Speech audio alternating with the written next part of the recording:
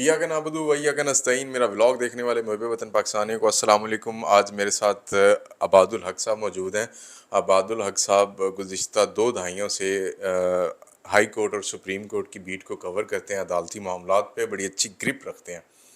आज इस्लामाबाद में high court में नवाज शरीफ की पेशी के हवाले से ज़मानत के हवाले से दरख्वास्त दायर हुई, जो कि हमें ये लगता था कि वो ज़मानत नहीं बनती, कानूनी तौर पर उसका कोई जवाज़ नहीं है उस दरख्वास्त का, लेकिन फिर भी दायर की गई कि नवाज शरीफ ने वापस आना और मोहलत दी जाए। लेकिन कहा यह जा रहा है कि लाहौर आएंगे और जलसा गाह जाएंगे और वहाँ पे जलसा करेंगे। अब आज सबसे पहले मेरा सवाल ये है कि ये हुआ कि आज अदालत में कि जी उन्होंने ये कहा कि दरख्वास्त आई, नैब का बंदा भी वहाँ पे मौजूद था और हाई कोर्ट ने मंजूर भी कर ली, जस्टिस आमिर फ़ारूक और जस्टिस गुल हसन साहब ने। ये क्या हुआ क्या है वैसे? ये कुछ जल्दी हो गया है। किसको जल्दी थी, जजेस को या नैब वालों को या क्या? इसमें सभी को जल्दी लगती है कि सभी को जल्दी है और उन्होंने किसी चीज़ का रखा नहीं। तो आमतौर पे ये दरख्वास्त दायर होती और दायर होने के बाद इसकी अपील इसको जो है सुनने के लिए अगला दिन रखा गया था। आज ही सब कुछ हो गया। इसका मतलब मैं आपको एक बात बता दूं, ये कल फैसला भी हो जाएगा। अगर कल फैसला नहीं होता तो मियाँ साहब फिर यहाँ पर पाकिस्तान नहीं आ सकते, क्योंकि आज जिस तरह का रवैया नैब प्रोसिक्यूटर ने किया है वो तो लगता था कि वे नवाज शरीफ साहब का वकील है। अच्छा, माजी में तो ये कहते रहे थे कि नैब ने आज गठजोड़, आज के इस इकदाम से मुझे लगता है कि जैसे नैब का वो मौजूद था ना वहाँ पे, मुझे ये लगता है कि ये नैब नवाज शरीफ और तीसरी पार्टी जो भी आप समझ लें वो गठजोड़ है। जी बिल्कुल ऐसे ही। मैं तो पहले ही कहा है कि नैब के जो वकील है उसकी मौजूदगी ने सबको हैरान कर दिया। फिर इतनी जल्दी क्या पड़ी है, इतनी देर से ये पटिशन क्यों दायर हुई है? ये पिछले हफ्ते दायर हो सकती ताकि उसमें टाइम लगता, लेकिन शायद उन्हें इस चीज़ की कोई यकीन दहानी कराई हो या उन्हें इत्मीनान हो कि ये जैसे ही दायर होगी वैसे ही फैसला आ जाएगा। क्योंकि कल अगर जुमेरात है लाहौर हाई कोर्ट की, तो ये रवायत है कि जुमे को वो केसेस नहीं सुनता दौर के बेंच। लेकिन कल सुने जाएंगे।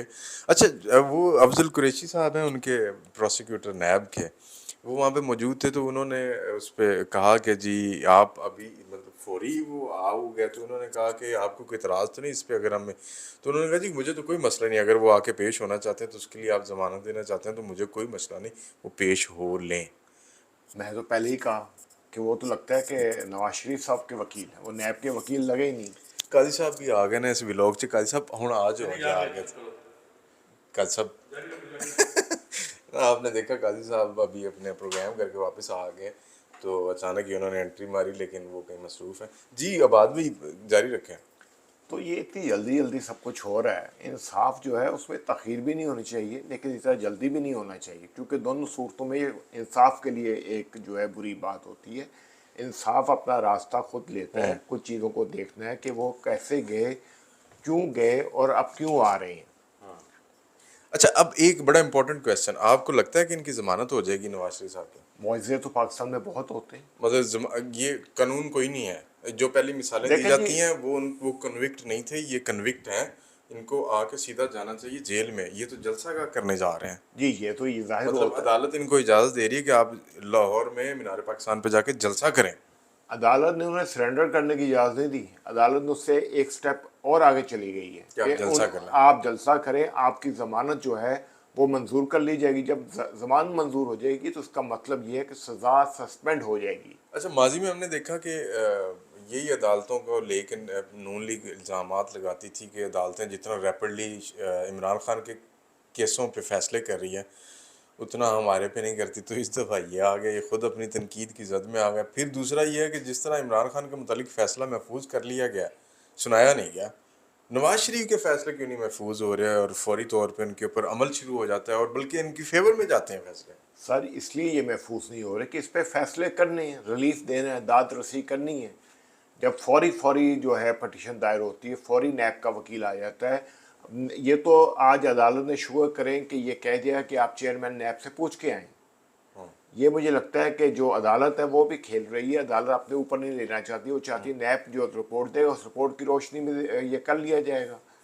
यहाँ पर पेंडिंग पड़ी उनकी पटिशन्स, उनकी अपील पेंडिंग पड़ी है, ये नई जमानत की दरख्वास्त आ गई, जमानत किस बात पे? अच्छा, आपने इतना अरसा हो गया, 2 दहाइयाँ 20 साल हो गया तकरीबन कोर्ट की रिपोर्टिंग करते हुए, मामलात को देखते हुए, आपको लगता है कि नवाज शरीफ साहब को इजाज़त मिल जाएगी और जलसा करेंगे, ये कानून के मुताबिक होगा या कोई नया रास्ता निकालने की, कैसे, मतलब मुझे समझ नहीं आ रही, जब कानून नहीं है तो कैसे करेंगे? मैंने आपको पहले कहा कि मुआवजे तो यहीं पे होते हैं।